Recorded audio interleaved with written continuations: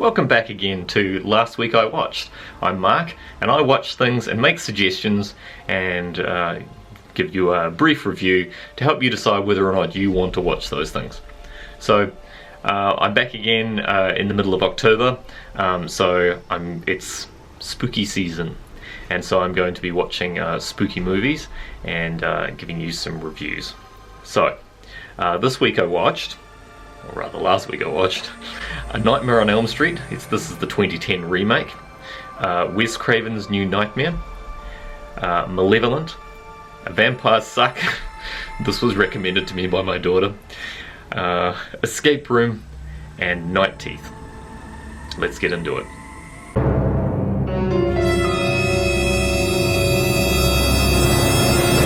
Okay, first up, A Nightmare on Elm Street. This is a movie from 2010. It starred Jackie Earle Haley, Rooney Mara, Kyle Gallner, and others, and it was showing on Netflix. This is the remake, not the original ones. This has Jackie Earle Haley in it, obviously, now playing Freddy Krueger. So I thought it interesting to check it out. I do remember the old ones, although I was not particularly into the slasher genre or the Freddy Krueger thing. The spectre of a disfigured man hunts teenagers in their dreams, stalking them and killing them.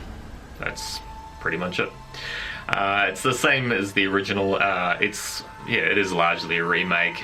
In some cases, some of the kills are similar, things like that. I guess they've just kind of freshened it up for modern times. Jackie Earle Haley in it is very good as Freddy Krueger, but he is an entirely different Freddy. The old one was a lot more sort of playful, more clown-like, more in the vein of sort of the original It, I guess. But this one is a lot more mean, and it's kind of hard to not hear Rorschach under the makeup as well. The voice and intonation sounds quite similar, so it's interesting. I don't know if I would have cast him in that role. He's certainly an excellent actor, and I've got no criticism for him playing the part.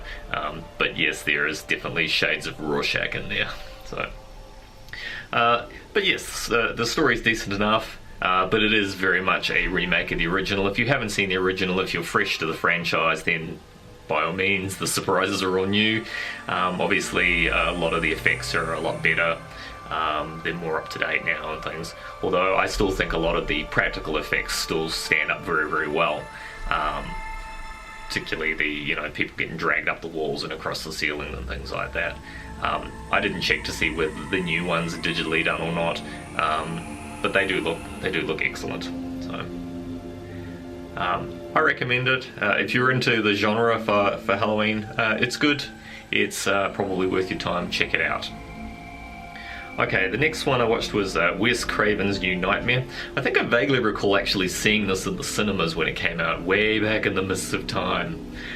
So I don't mind actually rewatching things again. It's kind of interesting to see, I guess, how well they've stood up, and sort of revisit them and see whether or not they are as good as I remember or don't remember them to be.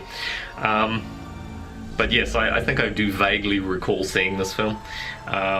It's an interesting idea in this one in that, Freddy is gone, but this movie is set around the actors and actresses in the real world that starred in the original films, and Freddy is apparently trying to come over into the real world. So the idea is interesting, breaking the fourth wall and everything.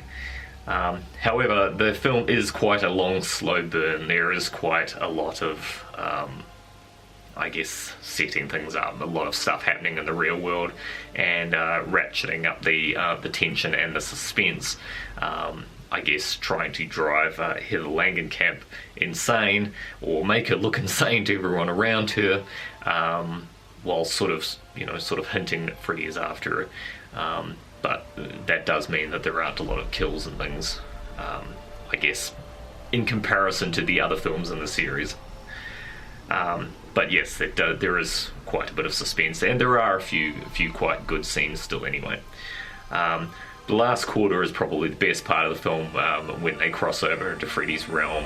It's a lot more fantastical, a lot more effects and things like that. I found that quite an interesting part of the film. I probably would have enjoyed a bit more of that, because it was kind of a long road to get there. But it's not the best movie. But if you're a fan of the genre and you've been following it, by all means check it out. It is good for sort of an original idea, and who can knock that?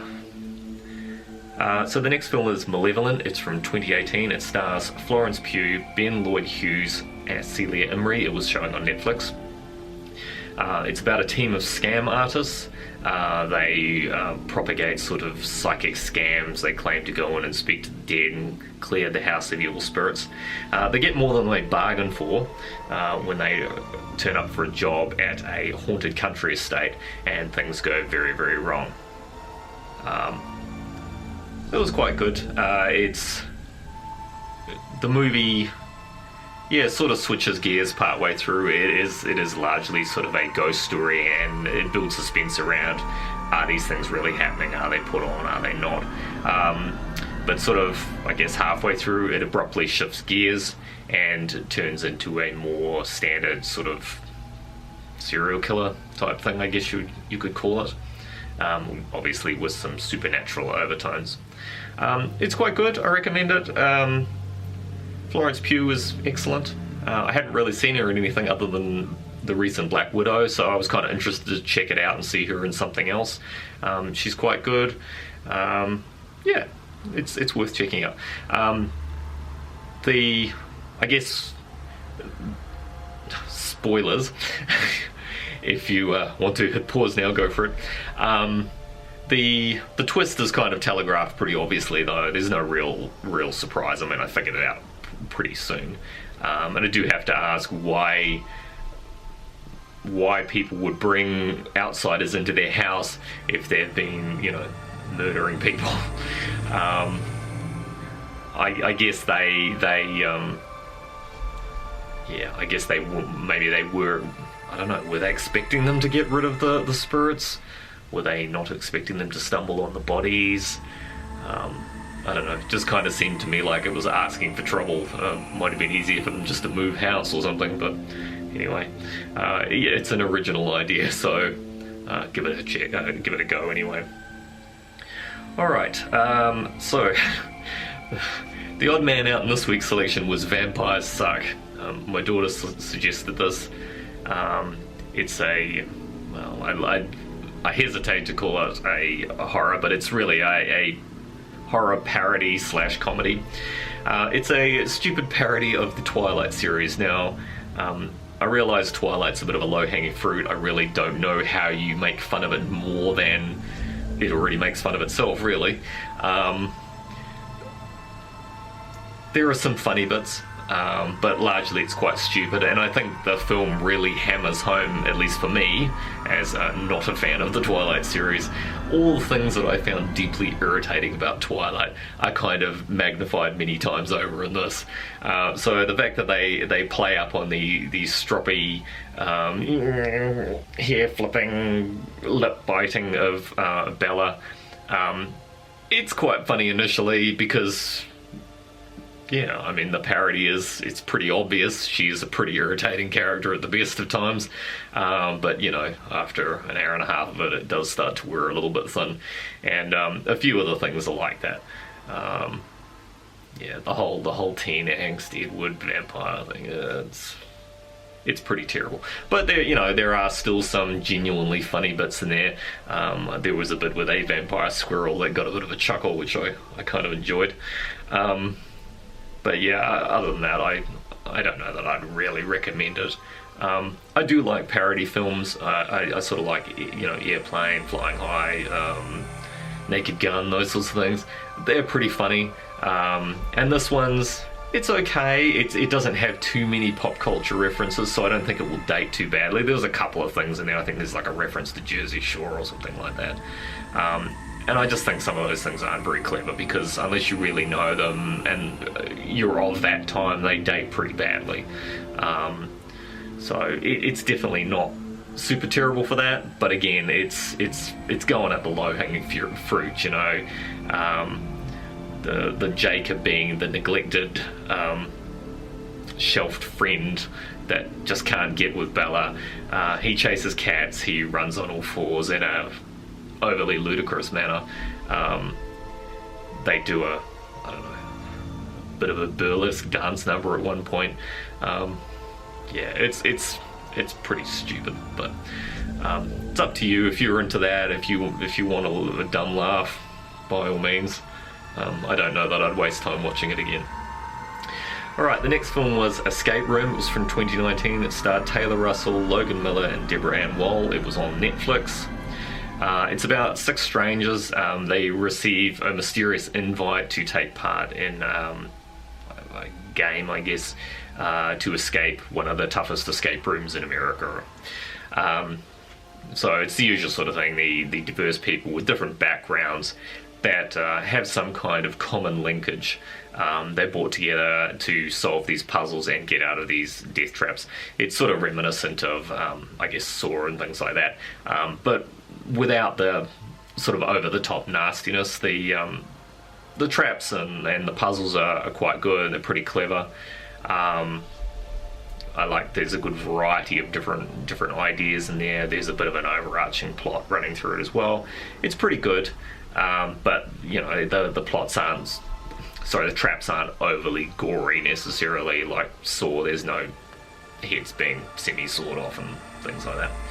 I recommend it. I liked it. I'm aware there's a sequel. I might have to check that out, although I have heard mixed reactions to that, so maybe the first one is worth a watch. I'll let you know how the second one is. Check it out. Okay, and so the final movie I watched was Night Teeth. It's from 2021. It stars George Lindeborg Jr., Debbie Ryan, Lucy Fry. It's on Netflix. I assumed this was going to be a vampire movie going in, let's be honest.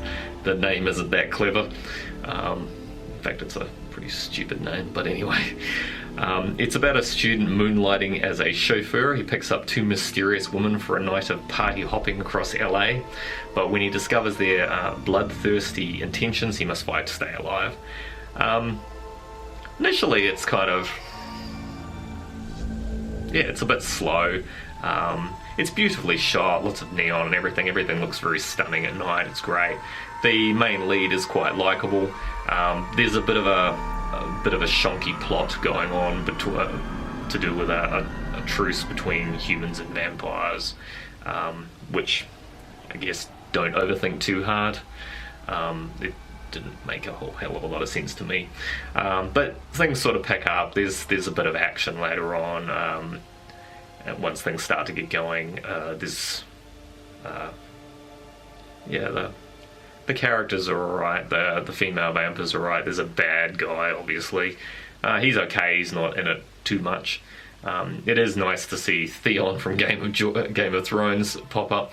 He only seems to be getting work generally playing Russian mobsters, so I don't know if that's a personal choice or if that's the only thing he's getting offered. I would like to see him do other things. I've seen him do a few bad guys now, and they're almost uniformly the same.